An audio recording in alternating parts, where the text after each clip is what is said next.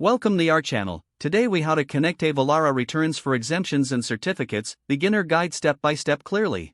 To connect Avalara returns for exemptions and certificates, start by logging into your Avalara account. Once you are logged in, navigate to the settings section. In the settings menu, locate the exemptions option. Click on exemptions to access the exemption management tools. Here, you will find options to create new exemption certificates. Select Create New Exemption Certificate.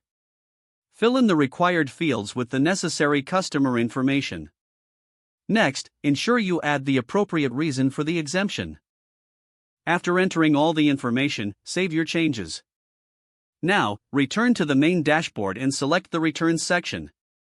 In the Returns area, you will notice an option for integrating exemptions.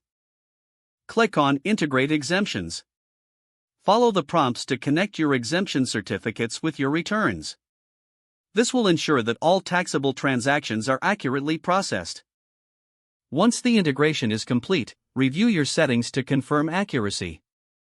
Make any necessary adjustments on the exemption certificates as required.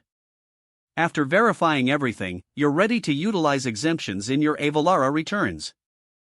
Always monitor your accounts for any updates or changes in regulations.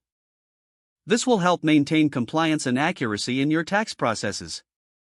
If the page does not load, refresh the browser or try again in a private or incognito window. Make sure you are using the correct email address, then retype it carefully to avoid small typos. If your password is not accepted, use the reset option and create a new strong password you can remember.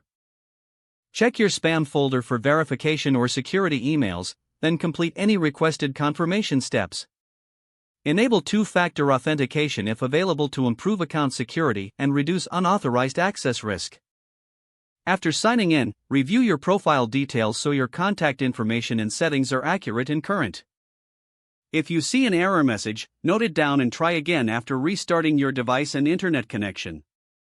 Log out when you finish, especially on shared devices, to keep your account and payment information secure.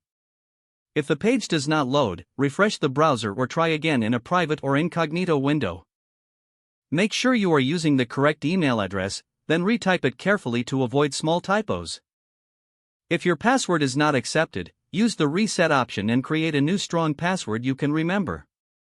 Don't forget to like this video and subscribe to our channel for more step-by-step tech guides.